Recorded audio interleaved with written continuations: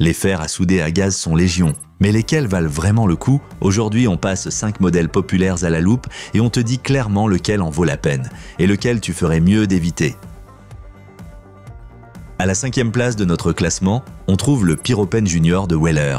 Un mini-fer à souder à gaz classique qui se distingue surtout par son format compact. Il est maniable, prêt à l'emploi en un clin d'œil et très léger, parfait si tu es souvent en déplacement ou que tu manques de place. L'utilisation est on ne peut plus simple, tu remplis de butane, tu allumes et après environ 30 secondes, tu peux commencer à souder. La température peut atteindre environ 450 degrés, ce qui est largement suffisant pour la plupart des tâches courantes. Et cerise sur le gâteau, il peut aussi servir de souffleur d'air chaud. Pas mal pour un si petit outil. Ce qui le place en dernier, c'est l'absence d'allumage piézo. Tu auras donc toujours besoin d'un briquet. De plus, il n'offre pas de réglage précis de la température et montre vite ses limites sur des projets complexes ou à haute température. L'autonomie par remplissage de gaz n'est pas clairement indiquée non plus.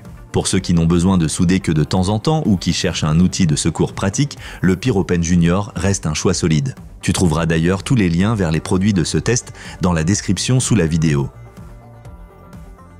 À la 4e place, on retrouve le 7700 de Lexivon, un vrai couteau suisse qui ne se limite pas à souder. Avec ses 7 embouts différents, il est extrêmement polyvalent. Tu peux souder des fils, découper du plastique ou graver du bois, tout est de possible. Les performances thermiques le sont impressionnantes. La pointe atteint 600 degrés, la flamme ouverte grimpe jusqu'à 1300. Sur le papier, c'est du solide. Pour les travaux grossiers ou les projets créatifs, c'est clairement un plus.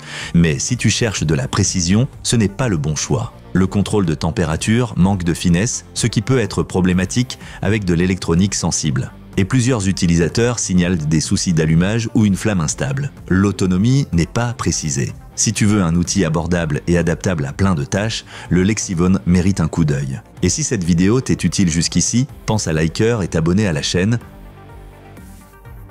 Passons à la 3e place, le Dremel VersaFlame. Son nom en dit long, ici c'est la puissance de la flamme. Contrairement au modèle plus compact, celui-ci est plus grand, plus lourd et bien plus robuste. Idéal si tu as besoin d'une flamme nue pour les gaines thermorétractables, les grosses soudures ou les projets DIY à base de chaleur. Ce qui le distingue, c'est son autonomie, environ 75 minutes avec un plein, du jamais vu dans ce comparatif. Et la température de la flamme jusqu'à 1200 degrés ne laisse pas à désirer. Il a un allumage piézo, une bonne régulation et est livré avec des accessoires utiles. Mais sa taille est aussi son inconvénient. Pour des soudures fines ou dans des espaces étroits, il est trop encombrant. Et la chaleur est moins facile à doser que sur d'autres modèles, pas idéal pour l'électronique délicate. Si tu cherches un brûleur puissant pour des travaux plus lourds, dans le modélisme ou le bricolage par exemple, le VersaFlame est une très bonne option. Mais si tu préfères quelque chose de plus compact, le modèle suivant devrait te plaire.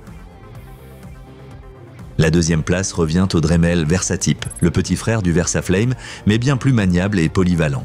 Il est léger, compact, prêt en moins de 30 secondes. Et avec jusqu'à 90 minutes d'autonomie selon l'usage, pas besoin de le recharger sans arrêt. Ce qui rend le VersaTip si intéressant, c'est sa multifonctionnalité. Tu peux souder, souffler de l'air chaud, découper du plastique, brûler du bois et plus encore. Il est livré avec 6 embouts et une mallette robuste. Il a cependant ses limites. Le réglage de la température est assez basique. Ce n'est pas un outil de précision pour l'électronique fine. Et en usage intensif, l'autonomie chute vite. Mais il reste beaucoup plus pratique que le VersaFlame. Pour ceux qui cherchent un outil léger, portable et multifonction, le VersaTip est l'un des meilleurs choix. Et maintenant, place au vainqueur, le meilleur fer à souder à gaz de notre test.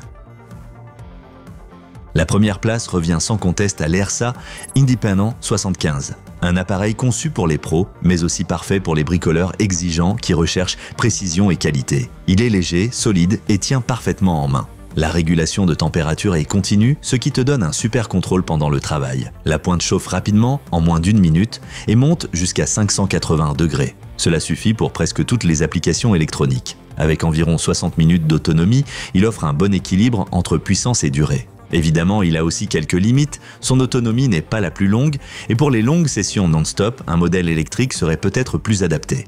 Mais il est fiable, précis et fourni avec un set d'accessoires de qualité. Si tu veux un fer à souder à gaz performant, portable et vraiment haut de gamme, l'ERSA Independent 75 est sans aucun doute le numéro 1 de cette liste.